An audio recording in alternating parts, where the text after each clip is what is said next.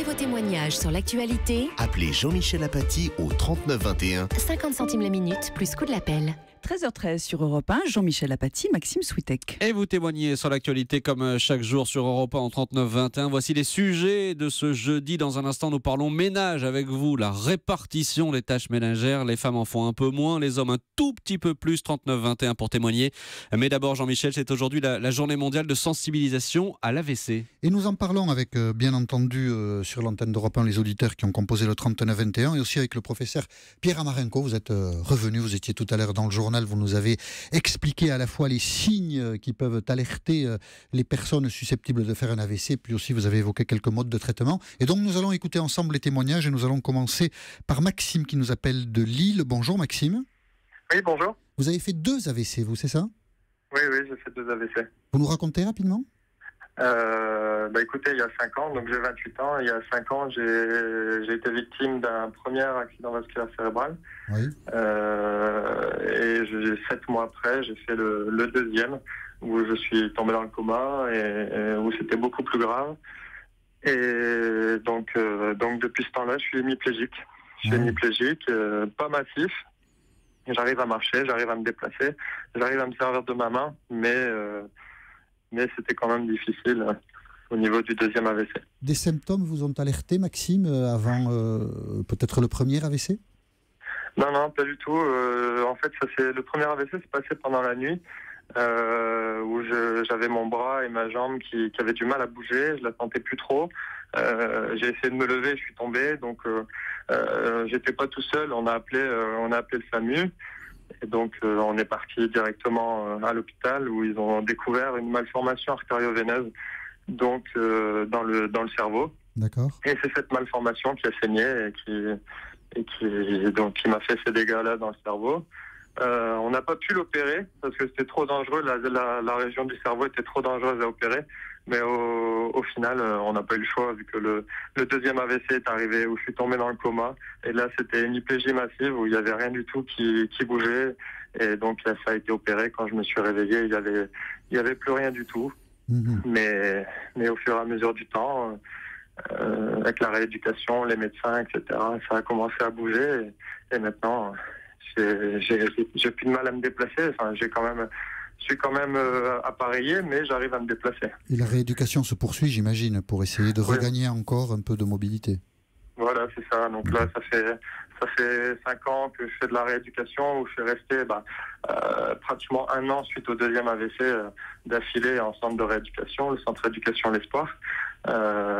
Ensuite, il y a eu des petites opérations parce que quand on est hémiplégique, on a certains problèmes en plus que l'hémiplégie en elle-même. Donc après ces petites opérations qui ont été faites, il y a encore de la rééducation et puis après dès qu'il y a quelque chose qui va mieux, on continue à faire un peu de rééducation. C'est un travail constant. Bien sûr, on l'imagine. Merci Maxime pour ce témoignage. Écoutez le professeur Amarenko, ce cas-là est un cas assez particulier, j'imagine. Bon, on voit bien déjà quel impact ça a sur la vie de quelqu'un de faire un AVC. C'est vrai que la malformation artério-veineuse, c'est une pathologie qui est très rare. Disons que c'est moins de 1% des AVC. Les autres sont plus massivement liés à des arythmies cardiaques ou à des rétrécissements sur les artères dans le cou ou dans le crâne. La maladie athéroscléreuse, la même, qui donne l'infarctus du myocarde. Ou bien des conséquences directes de l'hypertension artérielle. Là, c'est une malformation, c'est quelque chose qui est congénital. On ne pas, puisque là, pour le coup, il faut être face à l'AVC pour savoir ou pour imaginer qu'il y a cette malformation. Parfois, ça peut se manifester par une crise d'épilepsie, on la découvre, ou par des céphalées particulières et qui conduisent au diagnostic de malformation artério-veineuse. Parfois, ça se déclare par l'hémorragie de la malformation, et là, on vient d'entendre les conséquences que ça peut avoir. La question, c'est est-ce que le sujet, après, peut retrouver du travail, retrouver une vie sociale, familiale, professionnelle, et toute la rééducation tend vers ça. Il faut l'accompagner pour essayer, effectivement, d'aller le plus loin possible dans l'effacement des dégâts qu'a provoqué l'AVC. Absolument. Mais il faut quand même que les auditeurs entendent que l'AVC, c'est une pathologie qui peut se guérir dans certaines circonstances et qui se prévient. Merci Maxime d'avoir apporté votre témoignage sur l'antenne d'Europe 1. Faire une petite dédicace? Oui, bien sûr, allez-y, bien sûr, Oui, avec plaisir. je fais une petite dédicace à l'association France AVC, dont je fais partie. France AVC, c'est ça? Oui, France D'accord. AVC. Donc, Très bien. il y a des antennes, il y a différentes antennes dans toute la France. Surtout les malades, il faut vraiment ne pas hésiter à les appeler pour ne pas rester seul, parce que c'est vrai qu'on a tendance à rester seul dans ces moments-là. Ensuite, j'aimerais bien faire une dédicace à ma compagne qui m'a accepté comme je suis, à ma famille, à mes amis. Et j'aimerais faire une petite dédicace à Cyril Hanouna. Donc, Cyril Hanouna, quitte Camille et viens avec moi. Qui? Comment? J'ai pas compris. Qui? Je dis à Cyril Hanouna. Oui, Donc, qui était avec vous, j'ai pas compris ce que... Dans quel... Non, quitte Camille Combal et viens avec moi. Ah, Voilà. quitte Camille Combal et viens avec moi. D'accord, donc sans doute Voilà. il a entendu le message et peut-être aura-t-il l'occasion de vous répondre. En tout cas, Maxime, vos dédicaces étaient toutes sympathiques et nous étions très heureux de recueillir votre témoignage sur l'antenne d'Europe 1. Bonjour Frédéric. Vous nous appelez de Paris. J'appelle de Paris 15e. Vous avez eu un AVC récemment, au mois de juin? Oui, le 24 juin. Et donc, je suis en ce moment en train de, de subir les conséquences de tout ça. Mais je voulais parler de deux choses. Allez-y. J'entends beaucoup dire qu'il n'y a pas de signe annonciateur. Oui, il y en a. En ce qui me On dit qu'il y en a aussi. Oui. Oui. En ce qui me concerne... 2 mois avant, ça a commencé. J'ai commencé à avoir la main droite maladroite. Et puis, j'ai commencé à perdre des sensations. Et puis, j'ai commencé à avoir des problèmes d'équilibre, etc. Et puis, des problèmes de vision. Je ne pouvais plus mesurer l'accommodation entre ma main et un mur, par exemple. D'accord. Etc. Et puis, d'autres choses... aussi très contrariante. Et donc, ça a duré 2 mois, à tel point que j'ai dit à ma femme 15 jours avant de faire l'AVC, mon corps me lâche. Oui. Vous voyez, il ne me répondait plus. Je me cognais les pieds dans le coin des portes, etc. Donc ça, c'est un point sur lequel je vais insister, c'est que parfois, il y a des signes et qu'il faut être conscient de ça. Et vous n'avez Ça m'a pas... sans doute aidé à détecter l'AVC immédiatement quand il est intervenu. Parce que j'étais à Sainte-Anne 1h15 après. 1h15 après, d'accord. Oui, où j'ai été remarquablement soigné. Hommage à Gaspard le neurologue et Margot l'infirmière, pour leur humanité en plus. Voilà. Et le deuxième point que je voulais aborder, si vous me laissez encore 1 minute, allez-y. C'est ce qui se passe après. Oui. Bon, moi j'ai été magnifiquement soigné, je ne suis pas sorti sur une petite chaise, c'est très bien. Mais enfin, on vous met dans un taxi à 11h30 du matin, au bout de 7 jours, et puis vous rentrez chez vous. Le prochain rendez-vous, il est le 4 décembre. On était à ce moment-là début juillet. Voilà, et il vient d'être reporté au 29 février. Ah oui, d'accord. Voilà, et là, on est complètement tout seul, parce que le médecin généraliste, même si mon généraliste est excellent, il y a des choses qu'il ne savent pas. Et donc, on est livré sans réponse à une question qui est quand même fondamentale. C'est est-ce que je subis, comme ce qui s'est passé cette nuit, avec une douleur profonde dans un œil, etc. Est-ce que c'est la suite de l'AVC précédent, ou est-ce que c'est le signe annonciateur d'une éventuelle rechute? Vous êtes abandonné. Je n'ai pas la réponse à ce genre de choses. Oui, on comprend bien. Écoutez, on va écouter le professeur Amarenko, peut-être en commençant par le dernier détail qu'évoque Frédéric. Après, c'est une histoire d'organisation de consultation et chaque service a sa politique de consultation. Il est clair que les patients doivent être revus en post-AVC et en général 3 à 6 mois après. Il y a un gros effort actuellement des ARS pour organiser des consultations post-AVC. ARS, Agence régionale de santé, sans donner les moyens qu'il faut aussi, il faut bien le reconnaître. Ce qui, voilà, c'est un peu inévitable peut-être dans l'organisation des soins, mais ce que raconte Frédéric, c'est début juillet, on m'a lâché, on m'a laissé un peu seul.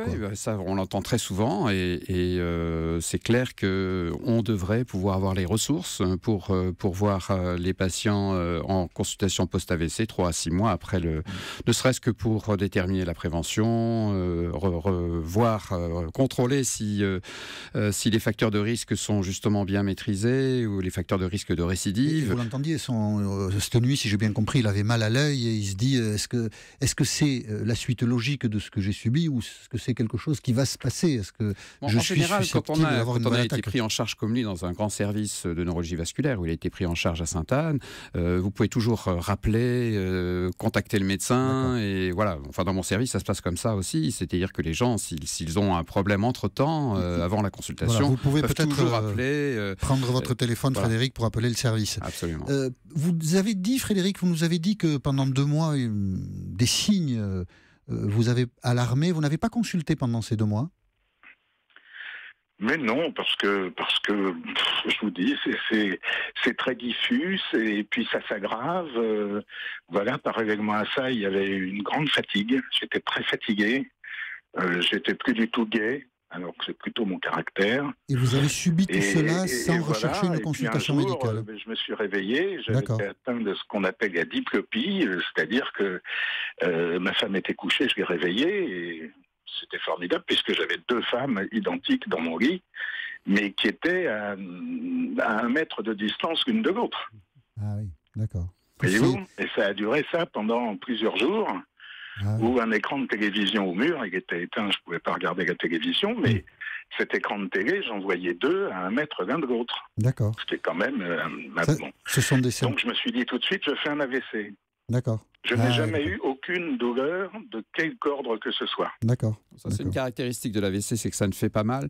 Là, l'auditeur met en lumière un problème qui est très important et un message très important pour tous les auditeurs, c'est que avant un AVC, il peut y avoir des symptômes annonciateurs. C'est comme la fumée du volcan qui va rentrer en éruption, c'est exactement la même chose. Et là, il y a une opportunité pour détecter la cause et la traiter. Et c'est pour ça qu'on a mis en place, il y a maintenant une dizaine d'années, un service qui s'appelle SOS AIT pour accident ischémique cérébral transitoire. Ce sont ces symptômes transitoires qui sont annonciateurs de l'AVC et qui, 24 heures sur 24, est disponible pour justement prendre en charge les gens. Tous les médecins généralistes d'Île-de-France sont au courant de ça et peuvent envoyer directement les patients dans ce service SOS AIT. Ou dans une autre unité neurovasculaire d'ailleurs. Et là, on va détecter la cause et on évite l'AVC dans 80% des cas. Donc c'est une structure très efficace. Voilà. Et n'hésitez pas, Frédéric, je vous remercie d'avoir apporté votre témoignage sur l'antenne d'Europe 1, à prendre votre téléphone si vous êtes inquiet, à contacter le service qui vous a soigné. Ne restez pas seul et en tête-à-tête en quelque sorte avec votre maladie. En parler, ça fait toujours du bien. Je ne sais pas si les propos du professeur Amarenko vous ont apporté ou pas un quelconque soulagement. Et si c'est le cas, nous en serions très heureux. Un dernier appel sur ce sujet. Christophe. Bonjour Christophe. Oui, bonjour. Vous nous appelez de Villacourt en Meurthe-et-Moselle. Tout à fait, oui. Votre femme a fait un AVC, c'est ça? Oui, ma femme de 33 ans a fait un AVC et mon témoignage, il est en phase avec la prévention parce que pour moi, l'AVC, c'était plutôt des personnes de plus de 40 ans, un peu bedonnantes. Et en fait, non. Donc ma femme a fait un AVC et après une discussion avec le professeur, lui m'a dit sur le ton de la boutade, c'est très bien, j'ai de plus en plus de jeunes, surtout de jeunes femmes. Et il m'a dit, il y a sans doute un lien entre le tabagisme et la pilule de 3e génération. Et ma femme n'avait pas... On a toujours su qu'il y avait sans doute des problèmes entre la pilule et le tabac. Mais votre femme fumait, et donc le fait de prendre la pilule, en additionnant les deux, vous a dit le médecin, cela peut expliquer l'AVC, c'est ça? Oui, elle fumait très peu, mais elle fumait. Et lui m'a dit que cette pilule de 3e génération était vraiment un cocktail détonnant et que les gynécologues étaient peut-être pas assez... informé des risques ou incitatif sur ces jeunes femmes qui prenaient la pilule et qui continuaient à fumer. D'accord. Écoutez Christophe, si vous en êtes d'accord, on va écouter le professeur Amarenko qui va nous donner son point de vue sur le sujet. Alors il y a plusieurs choses là-dedans. D'abord, il est vrai qu'il y a environ 20 à 25 000 AVC qui surviennent chez les sujets de moins de 50 ans chaque année en France. Donc ça, c'est quelque chose de très important, avec des causes qui sont un peu particulières. Voilà, c'est pas seulement les facteurs de risque dont je parlais tout à l'heure, les facteurs de risque vasculaire dont je parlais tout à l'heure. Ce sont des pathologies cardiaques, congénitales ou pas, ou bien de ce qu'on appelle la dissection d'une artère. Voilà, c'est quelque chose qui arrive chez le sujet jeune aussi. l'association pilule-tabac, la pilule de troisième génération? Dans environ 50% des cas, on ne trouve pas la cause chez le sujet jeune. Et là, on se raccroche à des faits. Il y a d'abord beaucoup de cannabis. Il faut le savoir. Et le cannabis peut donner des attaques cérébrales, comme la cocaïne, bien entendu. Mais le cannabis, on ne le sait pas assez. Moi, dans mon service, on fait systématiquement la recherche de cannabis dans les urines chez les patients qui ont un AVC de moins de 50 ans. L'autre chose... À très haute dose ou même des doses qui ne sont pas extraordinaires? Du cannabis. Le joint qu'on fume le soir, pour se détendre. D'accord. Pour ce qu'ils font. Ensuite, le tabac, oui, bien sûr, c'est un facteur de risque majeur. Et chez le sujet jeune et chez les femmes, on voit de plus en plus de tabagisme. Et donc, on ne peut pas dire autre chose qu'il faut arrêter de fumer. Voilà. Parce que ça, c'est autre chose, le tabac et le cannabis. Oui. Ça, ce sont... Alors, il y a des associations statistiques qui sont faites entre l'association tabac-pilule et migraine chez la femme qui augmente le risque d'AVC. Mais après, il faut bien voir les choses. Monter dans un train, c'est un risque. D'avoir un accident. Prendre la pilule, c'est un risque aussi, mais c'est un risque qui est tellement minime comparativement aux bénéfices de prendre la pilule qu'il ne faut pas non plus jeter le bébé avec l'eau du bain. Donc il faut faire bien attention à ça. La conséquence, c'est de dire, quand vous prenez la pilule, ne fumez pas. Voilà. Et évitez les associations qui peuvent favoriser ce genre d'accident. Merci à tous ceux qui nous ont appelés sur ce sujet de l'AVC. Vos témoignages étaient intéressants et touchants, et merci aussi professeur Amarenko de nous avoir apporté les éclairages indispensables sur cette maladie, et nous poursuivons notre dialogue dans un instant. À tout de suite. 13h33 sur Europe 1, la suite d'Europe Midi. Jean-Michel Apathy, Maxime Switek. Et avec vous au 39-21, nous parlons de ménage, la répartition des tâches ménagères. La femme en fait un peu moins, les hommes en font un tout petit peu plus. Au 39-21, vous nous avez appelé. Alors, vous nous avez appelé et revenu avec nous en studio, puisque vous étiez avec nous pendant le journal, François de Sengly, sociologue spécialiste de la famille. Bonjour Caroline. Oui, bonjour. Vous habitez dans le Loiret. Oui, tout à fait. Et si je lis bien la fiche qu'on m'a transmise à votre propos, votre mari est une perle. Exactement. Alors racontez. Lui aussi alors. Lui aussi, voilà. Oui, voilà. Maxime pense qu'il en est une aussi. C'est lui qui le dit, hein. Mais là c'est vous qui dites que votre mari est une perle. Oui. Racontez-nous. Je ne suis pas la seule à le dire, hein, figurez-vous. C'est reconnu dans mon entourage. Ah, alors si c'est reconnu, alors de quoi s'agit-il? Qui est cet homme formidable? Écoutez, en fait, c'est un homme, c'est ce que je disais à votre collaboratrice tout à l'heure, je crois que déjà c'est un homme qui a été bien élevé par sa maman, parce qu'il ne m'a pas attendu pour savoir se faire à manger, faire ses courses, faire sa lessive, recoudre même, ça peut faire sourire. Non, mais voilà, quand je l'ai rencontré, vous voyez, pour l'anecdote, c'était plutôt moi qui rechignais à me repasser ma robe pour sortir, et ce monsieur, pour me plaire, peut-être me repassait mes robes, voilà. Ah oui, ça va loin là. Hein. Là c'est, comme vous dites, c'est une perle, mais une perle rare alors. Hein. Exactement.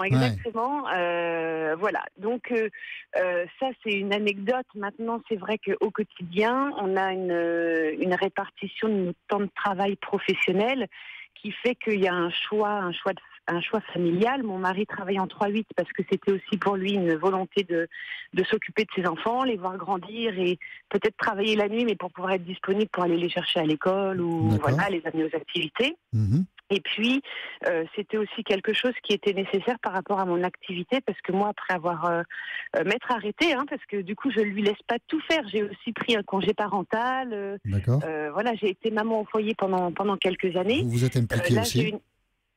J'ai repris il y a 4 ans une activité de formation consultante, donc je suis souvent sur les routes, souvent à l'hôtel le soir, pendant que monsieur fait faire les devoirs, donne à manger des repas équilibrés, et est un être humain tout à fait normal.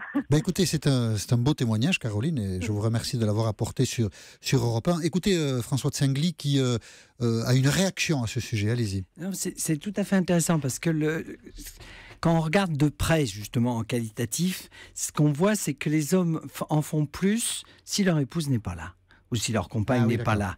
Et ça m'avait frappé, parce que c'était pas du tout les hypothèses que j'avais fait à l'époque. Et en fait, j'avais vu que, il fait les 3-8, il est là dans la journée, il va pas laisser mourir ses enfants, il est sur la route. Non. Mais ce qui est intéressant, c'est déjà que ça évite le problème du fait que lui, quand il est là, il fait son travail et c'est lui qui le fait. Et il n'a pas l'adjudant féminine qui est là. Non, mais dans l'autre sens, les hommes se sont tus, mais les femmes ne se taisent pas toujours. Donc elle dit, mais c'est pas comme ça qu'il faudrait faire et tout. Tandis que là, il fait, la maison tourne. Caroline dit autre chose aussi dans son témoignage. Elle dit la manière dont il a été éduqué, puis peut-être son choix personnel, l'ont accoutumé à faire des tâches ménagères et ça n'est pas senti pour autant diminuer. Non, et est-ce qu'il ne reste pas dans la culture populaire et quelque chose qui fait qu'un homme qui fait la vaisselle, est-ce que c'est tout à fait un homme? Peut-être pas. Quoi. Vous vous rendez compte de ce qu'elle a dit? C'est quand même totalement aberrant. Mais pas elle, si on le prend au sérieux. Mon homme était exceptionnel, c'est une perle. Pourquoi? Parce que quand il vivait seul, il savait faire sa cuisine. Oui, heureusement. Non, mais je veux dire, ça veut dire qu'il était autonome. Oui, c'est ça. Bon, je veux dire, on pourrait quand même concevoir que dans une société, les hommes et les femmes soient un peu autonomes. Mais ça n'est pas tout à fait le cas. Non, mais donc rêvons que les hommes deviennent des perles. Un homme qui vit seul se fait à manger, mais d'une manière ou d'une autre. Mais quand il vit en couple, c'est la femme qui fait à manger. Non, mais même. Il y a une répétition des stéréotypes qui est quand même assez frappante. J'ai une étudiante qui avait fait un mémoire sur les hommes trentenaires qui vivaient seuls. Eux-mêmes s'appelaient les hommes pizza. C'est-à-dire, ils rentraient chez eux, ils commandaient la pizza, et c'était le seul presque domestique. Donc, ils se caricaturent même quand on est tout seul. C'était pas un homme pizza avant de vous connaître, Caroline, votre Non, pas votre mari. du tout. Et voilà, c'est ce que je voulais faire remarquer, c'est que il attend pas que je ne sois pas là pour faire. C'est-à-dire que ils se sont pas obligés de faire. Allez, vous l'embrassez sur la joue pour nous. On est très heureux que vous soyez marié à une perle et on vous souhaite que ça dure. Merci beaucoup, Caroline, d'avoir apporté. Jean-Michel, je vais vous faire un petit clin d'œil d'ailleurs, peut-être. Allez-y. Figurez-vous qu'il a une grand-mère qui a vécu à Moléon. Alors, est-ce qu'on peut y voir un signe? Je ne sais pas.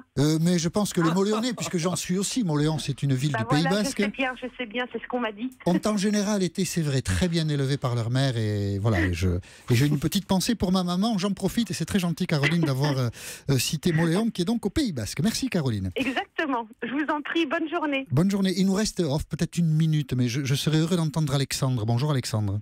Bonjour, Jean-Michel. Bonjour, Maxime. Bonjour, Europe. Vous êtes à Bousbecque, dans le Nord. Tout à fait.